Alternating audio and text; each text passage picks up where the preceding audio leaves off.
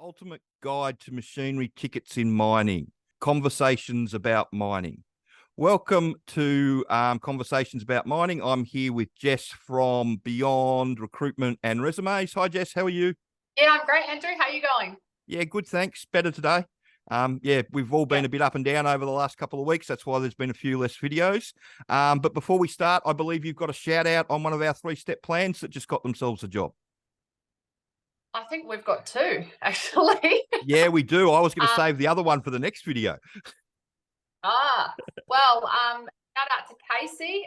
She has scored about 3 interviews. She scored. One was for a traineeship with BHP and 2 other drillers offsider roles. And she actually took one of the drillers offsider roles with DDH1. So she did our 3-step plan about 3 weeks ago. And she literally just took the training and took the advice that both Andrew and I had for her on, how to educate herself, get her resume sorted out, and then all of the steps that we give you on how to apply, where to apply, and all that type of stuff, and just ran with it. She was a star pupil, and she got a job. She got a job within 4 days of her finishing the training and finishing her resume, and she smashed that training out in a weekend. She was a star pupil. So congratulations, Casey. All your hard work paid off. We obviously helped you and facilitated it, but you know, that's what it takes. If you follow the instructions and, follow it to a T like she did, you can literally be walking into a role that quickly. So congratulations to her. And thank you for making our job easy. Yeah. And you hear me say it ad nauseum, but it's all about giving them what they want. If you give them what they want, that makes life so much easier for you and so much easier for them. So, and today we're talking about machinery tickets, because unfortunately, one of the things that people get confused about in mining is that most of the production mines around Australia don't require machinery tickets. They have to issue their own on-site equipment tickets and on-site procedures. And we have a situation where we've got people running around and coming in from overseas that spend $2,000 to $5,000 on a bunch of tickets that none of the employers can use. And to say that it's frustrating is beyond, we've been watching it happen for a long time now. And there's another mob that's really preying on the Irish people that are coming in from overseas. They've got stuff running in Perth and in Queensland. And like the videos that they put up, I can't see a mine behind them. All I see is a construction site behind them. I don't actually see anything that they're doing. And it's just out of control. It's not going to help you get a job.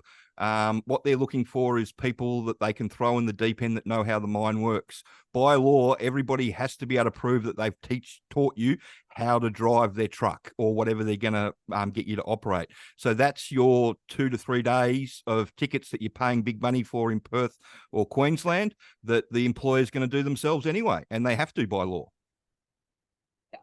And look, you may luck out and you may get a job because you've put that experience that you've had in Australia with as a civil experience is what I've seen it listed as from this particular company. But it's going to be really apparent very quickly that you don't have any experience once you get to site and they think, oh, yep, this person knows how to operate a Moxie or a dozer or whatever it is, that tickets that you've got. They're going to chuck you in there. And we actually had it happen to a candidate not long ago.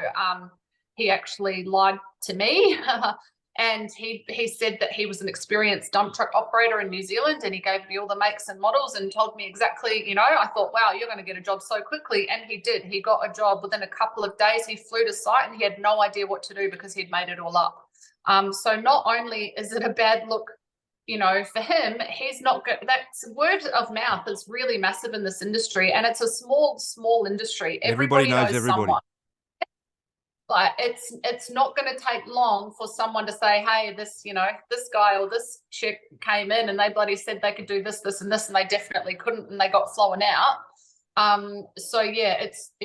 Please don't lie that elaborately. There's, you can make your skills transferable and you can, make your jobs match more what they're looking for, but you cannot just make up a role and chuck it in there. And we see it a lot from people coming from overseas. Oh no, I'm an accountant, but I operated dump trucks for 2 years, like last year. But it's not true. Yeah, and the big thing is like operating the machinery is such a small. I mean, you know, it's the job, but it's such a small part of the job of knowing what you've got to know and what the employer's after. And the first morning, when you don't know what's going on in the morning meeting and you look completely lost, they're going to know that you're full of shit. They're not, not even, Yeah. you know, have to get out to the truck or anything like that. They'll know that you're out of your depth before you even start. I mean, how long did the guy last on site? Because that happened at the start Not of even, the year, didn't it? not Yeah, even 2 days. yeah, And yeah, he was with a like you say, they have to train you and pass you out on the machinery on site. But in his resume, he looked like he was a skilled operator. So the trainer obviously kicked back and was like, I'll let you do your thing. And he had no idea. yep. And not only trainer pissed off because you're risking other people's safety. That's a big machine. Like I'm sure everybody has seen the articles and the things in the news about people getting run over or accidents happening on site. You can kill people very easily or yourself. There's some And really it's good videos dangerous. in the training about all that. We show It is, an 85 yeah, tonner truck running over a ute and showing you exactly what happens. yeah, exactly. And not only were the guys on site pissed off and probably told everybody they knew, but the recruiters in Perth were wild because they've paid $3,000 to $5,000 it costs to mobilize you to site. They've wasted all of that time on you. So yeah, please just don't waste your money on tickets that you don't need. Reach out if you have any questions or you want to ask before you do some tickets, or what tickets you've got and what you need for different roles. But and don't lie, don't make up experience and go out and do these tickets and try and say you've got previous experience when you don't, because it will come out in the wash and you'll be the one that loses out. You won't get that job. You're much better off to go in completely unskilled and have no idea and go in as a greenie and get taught everything and then know exactly what your experience is than to lie about it. Yep. Yep. And all it takes is a little bit of research. This is the most frustrating thing about it. The amount of people that I talk to that spend $2,000 to $5,000 on tickets that haven't even looked at a job ad. All you have to do is go on to Seek, type underground in and look at any of the job ads come up. None of them are asking for machinery tickets. They'll be asking for a 1 day working at heights. They'll be asking for a senior first aid and they'll be asking for a manual car license. And that's it. That's all that they want. And mining knowledge. They want people that know how it all works. So just do some basic research, please, people, before you go and spend a fortune on it. And the other thing that we're going to touch on in the next video, but I just want to talk about in this video too, is that if this company claimed that they got everybody a job, that they've been getting a job, there'd be no jobs left. Because it'd all be full, because it's just one, I watched a video the other day where someone was claiming that they got 12 people a job in 1 week. And it's like, how ridiculous is that? And I mean, there's a lot of work around at the moment, but my question to them is how many of those people are still working in that same job in a month's time or 2 months' time or anything like that? I'd be surprised if any of them are still in it. Just because people need warm bodies at the moment. And, if you're in the right place at the right time, you'll get a job. But whether you last 3 days or 5 days or a week or 2 weeks, that's up to how well prepared you are. And a lot of people just jump in, with hope, and that's about it. And, they think that they're going to be capable, but, it just doesn't work like that. And next video, we're going to talk about the failure. Yeah, we are. Yeah. And I had a guy that ended last year that had spent $7,500 on tickets, and he'd, invested all that money, which he couldn't really afford at the time, but he thought that's what he needed to do. And he was still in that same position of not having a job and was really stressed out. And I just felt so sorry for him. We hear it all the time. We hear so many people coming over from overseas or that live locally that are spending thousands of dollars on these tickets because they think that's what they need to have. And you really don't need to do that. We always say, do the research, figure out what roles you want to do the course, get the education, and actually figure out how a mine works and what roles you might actually be interested in, because we have so many people, I want a dump truck traineeship, but they have no idea of what the job entails.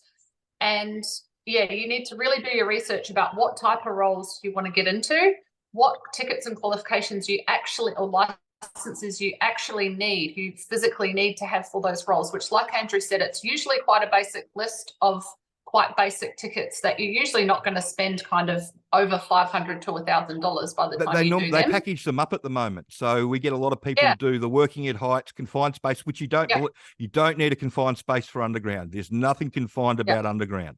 And a senior first aid or a first aid course, and a lot of companies are packaging them up for about $350 to $500. So people are doing the packages because it's cheaper. Yeah. So yeah, if you have any doubts about that, or you're unsure, you have any questions, please reach out to either one of us. We're happy to have a chat with you and kind of go through it. Or if you don't want to do that, do, like Andrew said, do your own research, jump onto Seek, look at entry-level underground roles or entry-level mining roles, and actually go through a few different types of roles and see what the minimum criteria is, because I can guarantee almost 99% of them are not asking for any your Equipment tickets. They're not asking for it. They're not. Yeah. It's not, unless you're going full role, then that's different. But mining, production mining, you are not going to need those tickets. So please, I've done some boring videos about tickets where I go into the legislation.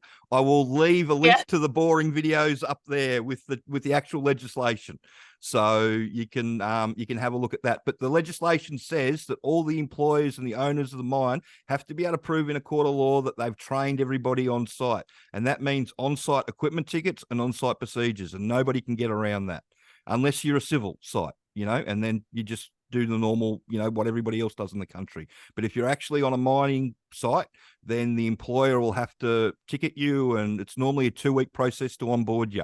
And it doesn't matter how much experience you've got. If the employer hires you, they need paperwork together to show them that show the court, in case it gets to a court, that they've done everything they can to train you and keep you safe.